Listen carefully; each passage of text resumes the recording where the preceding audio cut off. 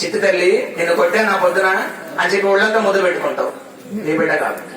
అట్లాగే పరమాత్మ కూడా మనకి కష్టం కలగాలి, వీడికి గుర్తు చేయాలనుకుని చెప్పి అనుకున్నప్పటికీ వీళ్ళ కష్టం కలిగింది.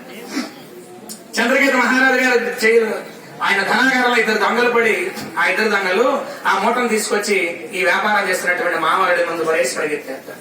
భటులు వచ్చారు, ఆ మూటలని కూడా ఏమయ్యా మీకెక్కడివి, రాజుగారి సంపద కదిది, మీరేంటి వ్యాపారం చేస్తున్నారని చెప్పి పదండి అని చెప్పి జైల్లో పెట్టేశారు. ఈ షావుకారు గారు ఈ అల్లుడు గారు ఇద్దరు కూడా జైల్లో కూర్చున్నారు. ఇంటి దగ్గర ఆడవాళ్ళు చాలా ఇబ్బంది పడుతున్నారు. ఒక రోజున తినడానికి తిండి లేక ఇద్దరు కూడా భిక్షాటన చేయడానికి వీధి వీధి తిరుగుతున్నారు. కుమార్తె ఒక రోజున ప్రసాదం పట్టుకెళ్ళింది. ఇవాళ వ్రతం అయ్యేసరికి భోజనాలు లేట్ అవుతున్నాయి పాపం. అలాగే ఆమె కూడా లేట్ గా ప్రసాదం పట్టుకెళ్ళింది.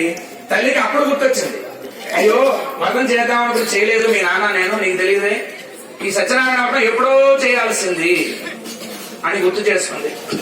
దేవుడు దండం పెట్టుకుందిట. చూడండి, మన దగ్గర ఏం లేవనుకోండి, ఏం లేనప్పుడు ఏం చేస్తాం, ప్రస్తుతానికి దండం పెట్టి నా కోరిక తీరితే నీకు సత్యనారాయణ. మా ఆయన కనుక వస్తే దంపతులు కదా మరి చేయాల్సింది, ఒక్కతే తుండగుడ్డ మీదేసుకుని చేసుకోకూడదు. మా ఆయన అమెరికాలో ఉన్నారంటే నేను తుండగుడ్డ వేసి వర్తం చేసుకుంటా అనకూడదు. దంపతులుగా కలిసి చేసేది కాబట్టి వివాహం అయిన తర్వాత చేయిస్తారు. గృహస్థాశ్రమంలో చేయాల్సినవి వ్రతాలు యజ్ఞములు అంటే అసహ్యంగా ఉంటుంది మనం. కాబట్టి దంపతులుగా చేయాలి కాబట్టి పరమాత్మ మా ఆయన తొందరగా రప్పించవయ్యా అని చెప్పి కోరుకుందట. ఎప్పుడైతే ఇలా అన్నదో చంద్రకేతు మహారాజు గారి కళ్ళలో కనబడ్డాడు స్వామివారు. అయ్యా స్వామివారే కళ్ళలోకి వచ్చి చెప్పిన తర్వాత మహారాజు గారు విడవకుండా ఎలా ఉంటారు? మహారాజు గారు పొద్దున్నే వచ్చి ఆ జైల్లో దొంగలిద్దరిని పిలవండి, వాళ్ళు ఇక్కడ ఉంటే మనకు అరిష్టం కాబట్టి వాళ్ళిద్దరిని కూడా జైల్లో అసలు దొంగలు కాదని చెప్పి పంపించేశారు రాజుగారు. ఎలా పంపించారు? చాలా రాజ మర్యాదలతో పంపించారు. ధనములు ధాన్యములు పెద్ద పడవను తయారు చేసి వాళ్ళిద్దరికి కూడా ఆ పడవ నిండా సంపద పెట్టి, ఏమయ్యా మీరు సంపాదించుకోవడానికి వచ్చారు పాపం, మీకు ఆ రోజు దైవానుభవం లేదు, ఇప్పుడు దైవానుగ్రహం కలిగింది. ఏమిటి జైల్లోకి వచ్చిన జపం చేశారా?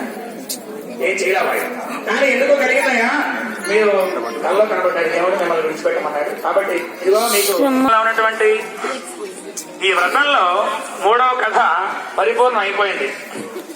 జయ శ్రీమద్ రమారమణ గోవింద. 7వ అధ్యాయం పూర్తయింది. అందరు కూడా పుష్ప నక్షత్ర స్వామి పాదాల దగ్గర ఉంచి స్వామి గంధం ధూపం ఇవ్వండి. స్వామి అర్ఘ్యం తవత్పరామి ఆచమనం తవత్పరామి నీరాజనం కర్పూరం వెలిగించి